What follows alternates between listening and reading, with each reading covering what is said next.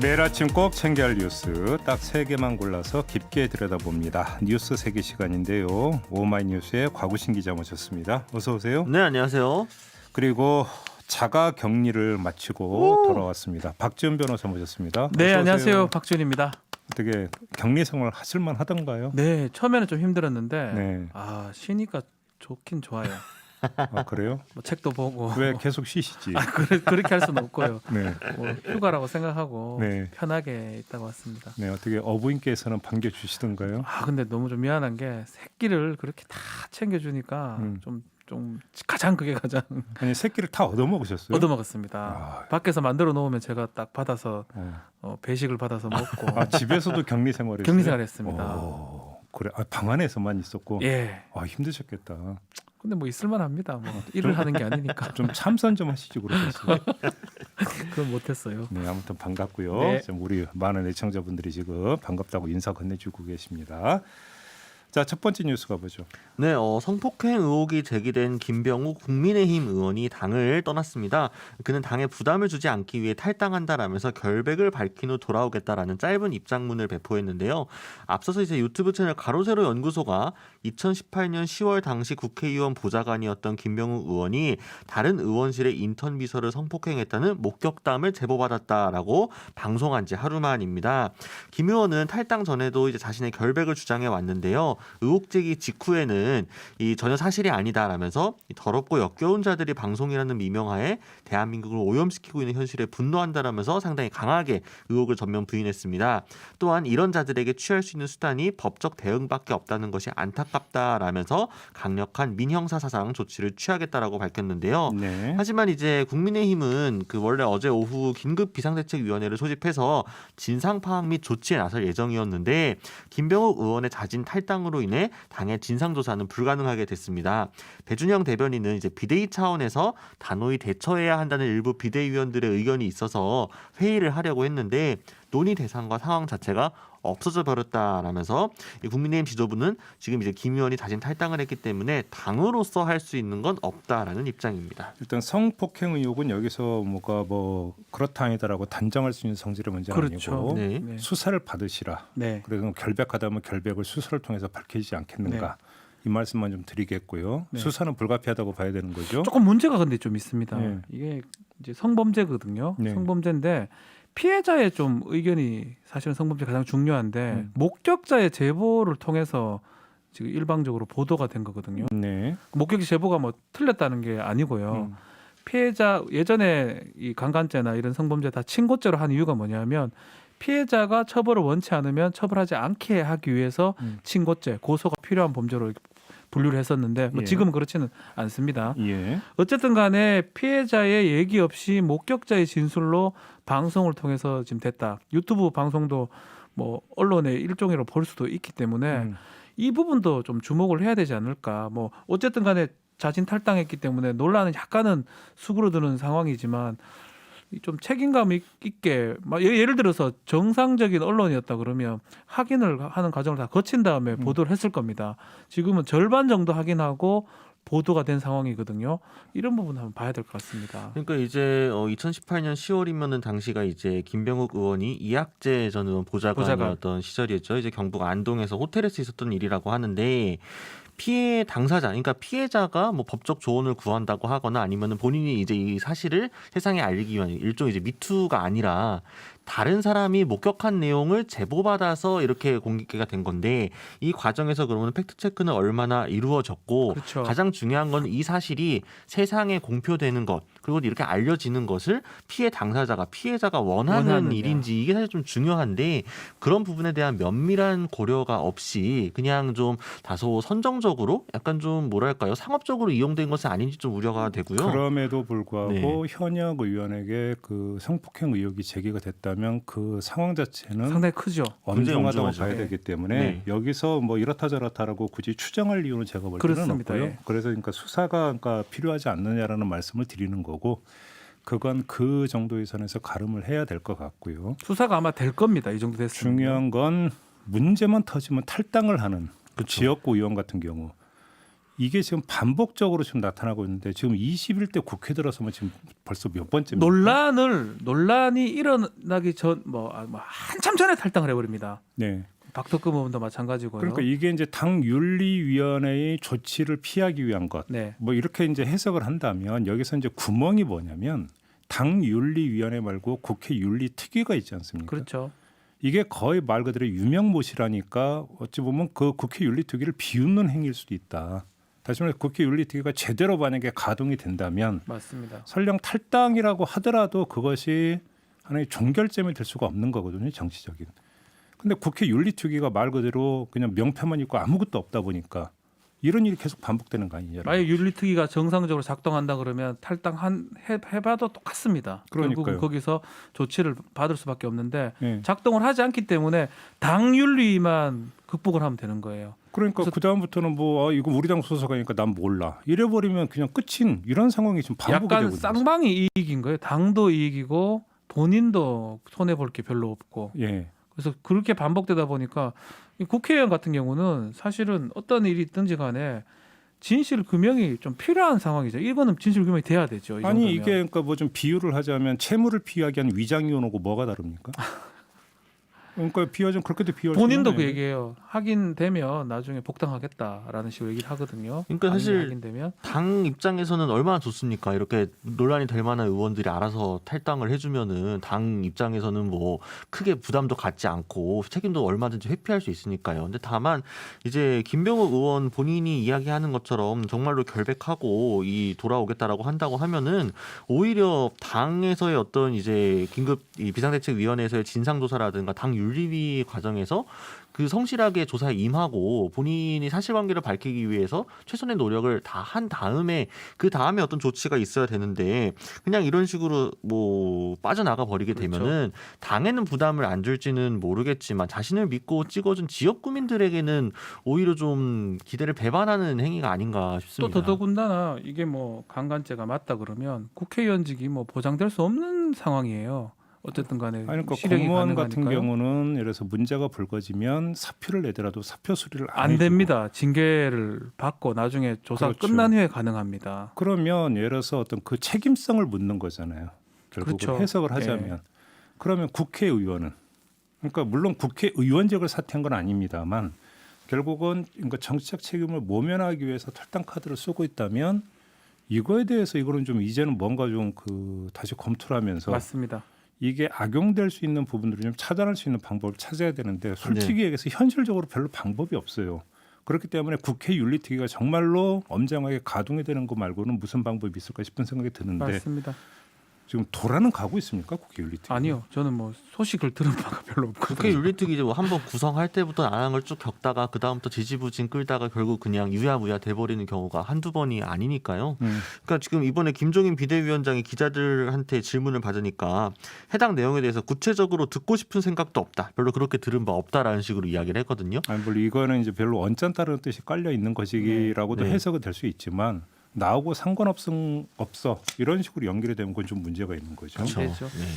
알겠습니다. 자, 두 번째 뉴스로 넘어가죠. 네, 법무부 장관 후보자로 지명된 박범계 민주당 의원을 향해서 보수 야권이 연일 여러 의혹을 제기하고 있는데요. 이제 박 의원의 이제 측근들이 여러 비리 혐의로 재판 중이거나 형이 확정됐다는 리스크가 하나 있고 또 최근까지 확인된 3건의 재산 신고 누락 부분도 공방 중입니다. 대전 지역 방송사와 이제 권한 유착 의혹도 있고, 대신 무엇보다 국민의힘이 집중해서 때리고 있는 게 바로 폭행 관련 의혹들입니다. 야권은 지금 이제 그에게 폭력적이라는 이미지를 부각하기 위해서 노력하고 있는데요. 가장 크게 제기되고 있는 게 지금 주치폭행 의혹이죠. 사법시험 존치를 위한 고시생 모임 측이 박 후보자를 형사고소하겠다고 예고한 상황입니다. 2016년 11월 당시에 이 국회 법사위 민주당 간사를 맡았던 박 후보자한테 사법시험 존치를 부탁하기 위해 그날 밤 박 후보자의 당산 오피스텔 앞에 대기 중이다가 맞닥뜨린 사건인데, 지금 이제 고시생들 측 입장에서는 박 후보자가 그 멱살을 잡고 배우 배우가 누구냐라고 욕을 했다라는 것이고 오히려 이제 박범계 후보자 측은 자신이 폭행을 당할 뻔했다는 입장입니다. 청년들이 본인을 애워쌌다라는 건데 폭행을 당했다는 뭐 CCTV 등의 증거도 없고 피해를 보았다는 당사자도 지금 모임 측과 연락이 두절됐다고 해서 사실관계 증명이 굉장히 어려운 상황입니다. 그 외에도 지금 2008년에 출간된 자서전에 있는 내용이죠. 고등학생 시절 음성 서클에 가입해 집단 패싸움에 참여했었다는 것, 또 패스트트랙 전국에서 폭행 혐의로 기소된 피고인 신분이라는 점도 리스크로 지금 작용하고 있습니다. 고등학교까지 거슬러 올라가는 겁니까? 그건 좀 막 많이 지금 이제 멀어요. 발굴을 근데 본인의 해가지고. 자서전이기 때문에 뭐 거론되는 아니, 거를 딱 이 대목 갑자기 떠오르는 분이 한 분이 계셔갖고 자서전 하면 떠오르는 홍준표 분이죠. 네. 의원도 한번 문제가 됐었죠. 그분은 대학교 시절이었던가요? 네. 아무튼 근데 자서전이라는 게 약간은 좀 조금 자신이 좀 잘난 것처럼 보이는 것도 있는 거잖아요. 네. 아니, 뭐 그렇죠. 제가 잘했다는 건 아닙니다. 좀 검증될 만한 것들만 좀 했으면 좋겠어요. 이 고등학교 때 한다 해가지고 이게 처벌할 수 있는 것도 아니고 음성 서클에 가입했까 뭐 폭력 활동을 했다.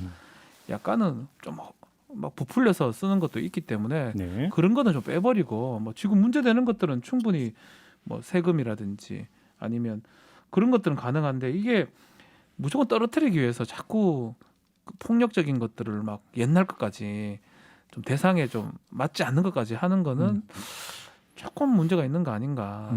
뭐 폭력적인 게 지금 폭력적이다라면 국회의원 됐겠습니까? 그러니까 삼선 지금 의원인데. 이제 뭐 자서전 관련 이야기가 나오게 된 거는 이제 앞에 지금 두 사건들과 연결을 해가지고 그만큼 박범계 후보자가 굉장히 폭력적 성향을 띠고 있다라는 식으로 이제 이미지 메이킹을 위해서 야권에서 가져온 것으로 보이고요. 다만 이제 그 사법시험 존치를 위한 고시생 모임과의 지금 갈등 같은 경우는 2016년에 일어난 일인데 지금 다시 이제 그 해당 단체들 측에서 문제를 제기해가지고 형사고소까지 예고하고 있는 상황이기 때문에 근데 이것도 사실은 그냥 단순히 정치적 공방으로만 끝날 가능성이 매우 높거든요. 왜냐하면 뭐 그 피해를 입은 당사자도 지금 연락이 안 된다고 하고 당시 상황이 기록되어 있는 증거도 없는 상황에서 서로가 결백을 주장하고 있는 상황이기 때문에 박범계 후보자가 청문회장에서 자세하게 해명을 하겠다고 한 내용을 들어봐야만 좀 어느 정도 가늠이 될 것 같고 이제 패스트트랙 관련해서 지금 이제 피고인 신분으로 법무부 장관이 법정에 서게 되는 것은 부적절하지 않느냐 이제 이런 지적이 나오는데 이 부분에 대해서는 조금 논란이 있을 수 있을 것 같습니다. 네, 제가 볼 때도 이제 그건 그 부분은 논란이 됐죠. 논란이 될 수 있을 건데 제가 볼 때는 그 별로 논란이 안 될 것 같은 게 그 이제 그 기준을 놓고 야당 의원도 상당수 여기에 연결이 되어 있지 않습니까? 국회의원하고 있거든요. 그러니까 특히 법사위원회도 있죠. 예. 그렇기 그렇죠. 때문에 이제 국회의원하고 결국은 있어요. 치면 다시 돌아오는 당구에 올려. 그 얘기를 못 해요. 이거는 그렇죠. 법사위원들 하고 있어요. 본인들이 기소대가 재판받고 있는데도. 지금 이제 당구에서는 쓰리 쿠션처럼 갔다가 다시 오는 이런 걸 의식을 한다면 오히려 이게 또 논란이 안 될 수 있을 수 있다. 청문회에서. 계속 얘기 드리지만 참 이 정부의 법무부 장관은 참 쉽지 않은 것 같습니다. 아마 박범계 의원 정도면 정치인이기도 하고 삼선 의원까지 했기 때문에 크게 문제 없이 통과될 것이다 하는데도 얘기들이 계속 나오잖아요. 뭐 폭력적이다 그런 거 나오는 거 보면 앞으로도 좀 계속 이런 일이 좀 생기지 않을까. 좀 청문회를 좀 보죠. 네. 뭐 어떻게 인가 공방이 인가 전개가 될지 좀 지켜보도록 하겠고요. 마지막 뉴스로 넘어가죠. 네, 최근 출소한 아동 성범죄자 조두순이 국민 기초생활보장 맞춤형 급여를 신청한 것으로 알려졌습니다. 이제 기초연금하고 기초생활급여를 신청했다라는 건데요. 생계가 어려운 저소득층 지원을 위한 복지급여인데 YTN이 보도한 내용에 따르면 출소 이후인 지난달 중순 배우자와 함께 안산 단원구청에 이것들을 신청했다고 합니다. 수급자로 책정되기 위해서는 이제 근로 능력 그리고 소득, 재산 등의 기준을 충족을 해야 되는데 이 기준을 보면 충족할 가능성이 상당히 높은 것으로 보입니다. 이제 조두순 씨가 만 65세 이상 노인이기 때문에 근로 능력이 없는 것으로 보이고 배우자는 65세 미만이지만 만성 질환도 앓고 있고 여러 이유 때문에 근로가 중단된 상태이기 때문인데요. 이제 신청 후 60일 이내에 결정되기 때문에 다음 달 중 결론이 나올 것 같습니다. 만약 책정이 되게 되면 2인 가족 기준 생계급여 92만 6천 원, 주거급여 26만 8천 원 등 총 최대 120만 원 가량 수령하게 되는데 복지부에서는 어쨌든 기초생활보장법에 의한 지원이기 때문에 재와는 별개의 문제라는 입장입니다. 생계가 어려운 상황에서 조 씨가 자신의 권리를 행사하는 것이기도 하지만 이에 대해서 좀 부적절한 거 아니냐 이렇게 지켜보는 여론도 있어서 논란이 좀 있을 것으로 보입니다. 좀 약간 난감한 게 그러니까 마음 같아서는 용서하고 싶은 마음이 1도 없거든요. 네. 근데 또 그 법 논리, 형식적인 법 논리에 따르면 그렇다고 제외할 수도 없는 거죠. 제가 찾아보니까 요건만 맞으면 줘야 됩니다. 그러니까요. 안 줄 수 없습니다. 네 범죄 저질렀으니까 너는 못 받는다라는 규정 같은 게 없거든요. 그러니까 뭐 법 논리에 따르면 아예 그러니까 죄값을 치르고 나온 거잖아요. 그렇죠. 그러니까 그러면 그 이전 죄를 또 다시 물어서 다른 어떤 행정적으로 불이익을 준다는 되죠. 건 성립이 안 되는 거예요. 결국 똑같은 말이 계속 반복되는 게 왜 그때 이 형을 아직까지 교도소에 있어야 될 사람이 나와가지고 네. 이렇게 문제를 일으키냐 이 얘기를 또 도돌이표로 돌아갑니다. 그러니까 이 사람한테 그러니까 우리 세금이 들어가는 거예요. 그러면 만약에 그러니까 된다면 우리 국민들이 봤을 때는 내가 냈던 세금인데 왜 이 사람한테 이게 들어가느냐. 근데 법은 또 그렇지 않습니다. 무차별적인 거거든요. 너는 전과가 있으니까 너는 뭘 했으니까 이거 지급 못한다라고 할 수 없기 때문에 그건 좀 그렇죠. 아마 지급이 될 것 같아요. 제가 봤을 때는. 그러니까 만약에 제도나 뭐 법을 고쳐가지고 이렇게 뭐 형사적으로 어느 정도 이상의 큰 죄를 저지른 사람들한테는 뭐 이런 기초생활 수급 등의 지원에서 배제한다라는 식의 입법이 된다면, 근데 그것도 근데 문제인 그런 게 법을 또 만들 수도 없는 그렇게 거죠. 되면은 그러니까 이게 한 번 범죄를 저질러서 형을 갔다 온 사람들이 이런 식으로 이 사회적 테두리 보장에서 제외되게 되면 다시 범죄에 빠질 가능성이 훨씬 더 높아질 그러니까요. 능력 우려도 있습니다. 이 사람들이 어쨌든 형을 치르고 나왔다고 한다면은 최대한 범죄를 저지르지 않고 사회에서 함께 재사회화되어서 구성원으로 살아갈 수 있는 기회를 줘야 되고, 사실 사회적 그 안전망이라는 게 그 역할을 하는 중요한 그 제도 중에 그렇죠. 하나이기 때문에 감정적으로야 당연히 어떻게 조두순에게 우리 세금으로 이 기초생활수급을 주느냐라고 하실지 모르겠지만 이거는 조금 별개로 확실히 예컨대 놓고 뭐 예를 들어서 봐야 되지 않나. 들 필요도 사실 없는 것 같긴 한데 징역 한 30년이나 40년 나왔다. 그래서 한 8, 90대에서 나왔으면 이 돈 받아간다고 예를 들어서 국민들이 그렇게 화내지 않습니다. 제가 봤을 때는요.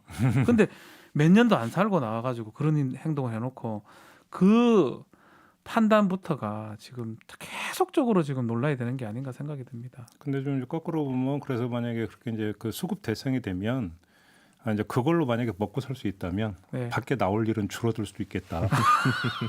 뭐 법상으로는 줘야 될 것 같은데요. 뭐 그렇게도 볼 수 있는.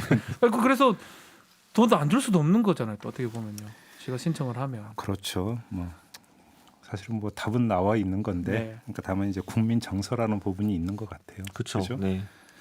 알겠습니다. 자, 이렇게 뉴스 3개 마무리하겠습니다. 곽우신 기자, 박지훈 변호사하고 함께했습니다. 고맙습니다. 감사합니다.